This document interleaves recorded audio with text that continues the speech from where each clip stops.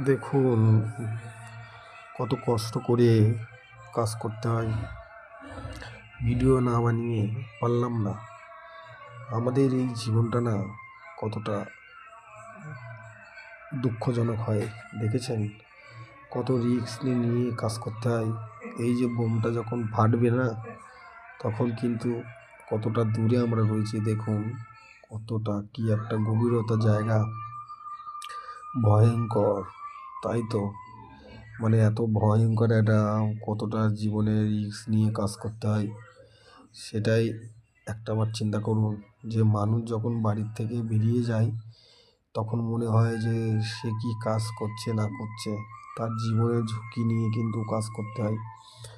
এতটা দুঃখ হলেও কিন্তু তবুও আমাদের কাজ করতে হয় একদিন রুজি রুটি খাওয়ার জন্য। কাজ না করলে কি খাবো? আর আমাদের পেটটা বা কী করে চলবে বলুন তো? এটাই হচ্ছে আমাদের